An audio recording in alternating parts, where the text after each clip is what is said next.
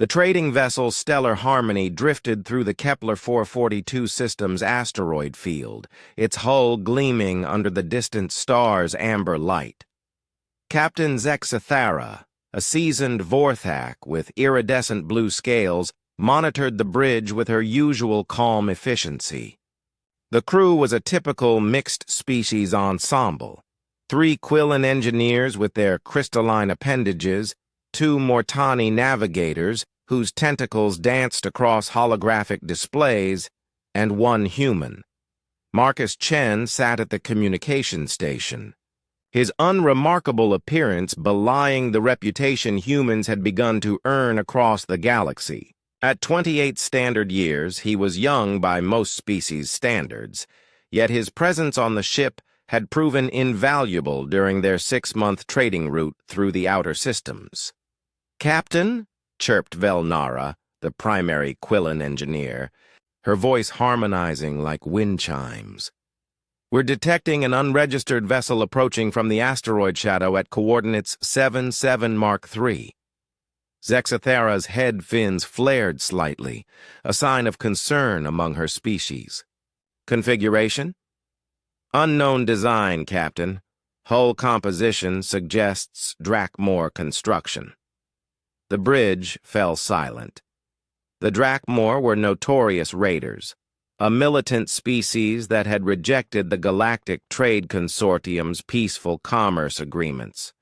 Their ships were built for one purpose: taking what they wanted by force. "Incoming transmission," Marcus announced, his fingers dancing across the human-designed interface he'd installed at his station. Despite the tension, his voice remained steady. The main screen flickered to life, revealing the grotesque visage of a Drakmor warrior. Standing nearly 3 meters tall, the creature's exoskeleton was scarred from countless battles, and its 4 arms ended in razor-sharp claws. Multiple eyes glowed with predatory hunger. "Trade vessel," the Drakmor growled in accented Galactic. "Standard. You will prepare for boarding. Surrender your cargo and crew, and your deaths will be swift." Captain Zexathara straightened, her diplomatic training taking over. "This is Captain Zexathara of the registered trading vessel Stellar Harmony. We are operating under Galactic Trade Consortium protocols. Any aggressive action against—" The Drakmor's mandibles clicked in what passed for laughter among his species. "Your consortium means nothing here, soft scale. We are Warlord Krex Thanor of the Blood Talon. You have 30 standard minutes to prepare for boarding, or we will take your ship by force and feed your crew to the void." The transmission cut abruptly. Panic rippled through the bridge as crew members exchanged worried glances. The Stellar Harmony was a civilian vessel, armed only with basic defensive shields and a single plasma cannon meant for clearing debris. Captain Yilmoth, the senior Mortani navigator, spoke through his translator device. "Our weapons are insufficient against a Drakmor raider. Their shields and armor—" "I know," Zexathara interrupted, her fins drooping. She looked around the bridge, seeing the fear in her crew's various optical organs. "Recommendations?"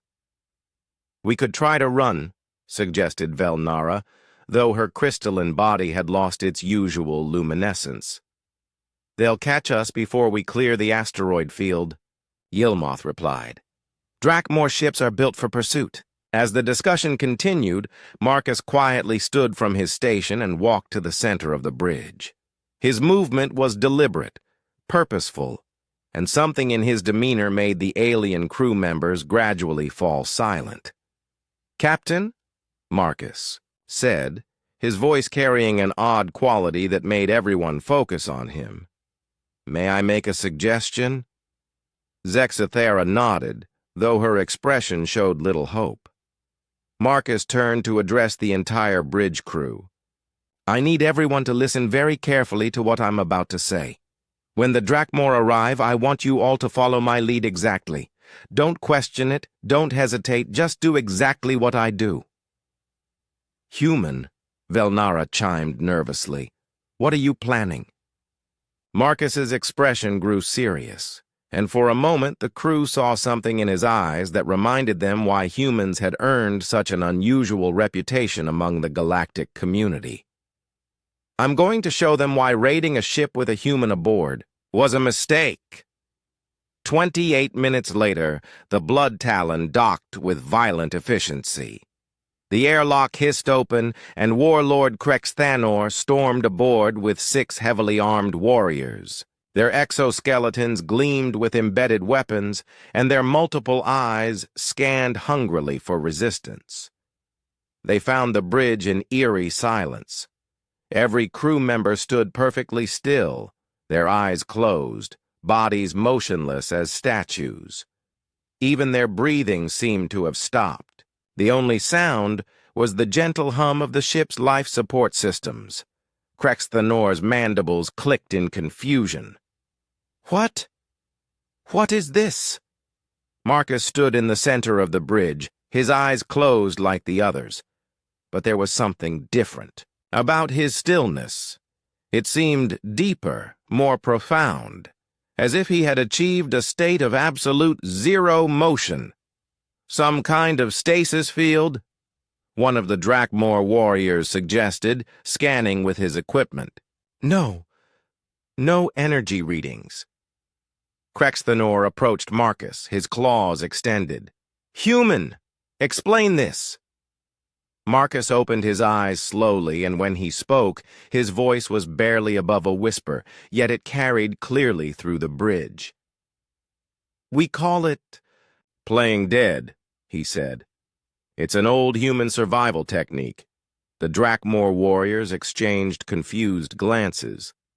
Playing dead? When faced with a predator, Marcus continued in that same eerily calm voice. Sometimes the best strategy is to become absolutely still, to become so motionless that you seem to disappear. Krexthanor snarled, raising his claws. Foolish human. You think standing still will save you? Marcus smiled, a cold, predatory expression that made several of the warriors take involuntary steps backward. Oh, we're not trying to save ourselves from you. Then what? We're saving you from us. The temperature in the room seemed to drop. Marcus took a single step forward, and his crew members opened their eyes in perfect synchronization. The effect was profoundly unsettling. You see, Marcus continued, his voice growing stronger, humans learned long ago that the most dangerous predator isn't the one that roars and threatens. It's the one that waits, that watches, that strikes when you least expect it. Krexthanor's multiple eyes darted around the bridge, suddenly aware that he was surrounded by beings who had moved from apparent helplessness to something far more threatening in mere seconds. My crew and I were giving you a chance to reconsider, Marcus said, now moving with fluid grace toward the weapons locker that had been hidden behind a wall panel.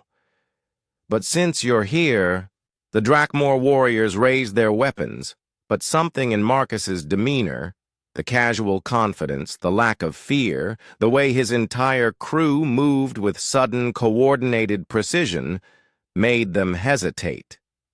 Human, Krexthanor growled. But his voice had lost its earlier confidence. You are outnumbered.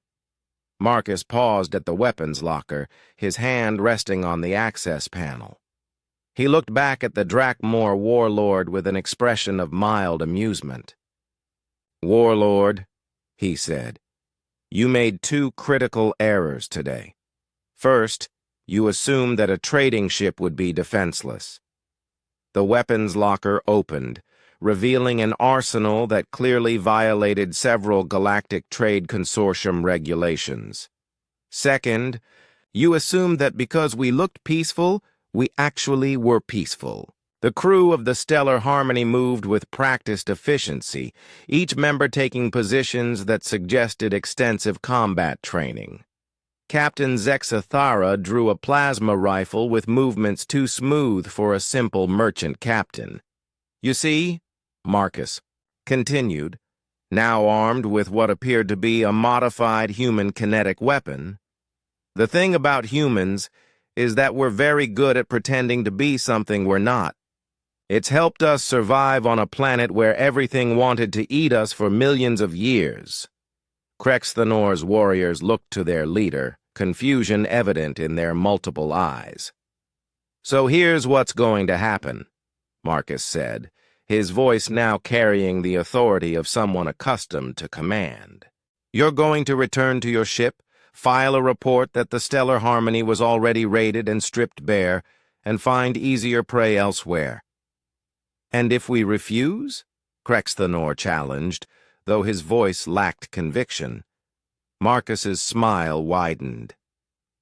"Then you'll discover why humans have a saying, 'It's not the size of the dog in the fight, it's the size of the fight in the dog.'" The standoff lasted for several tense seconds before Krexthanor made a gesture to his warriors. Slowly, reluctantly, they began backing toward the airlock.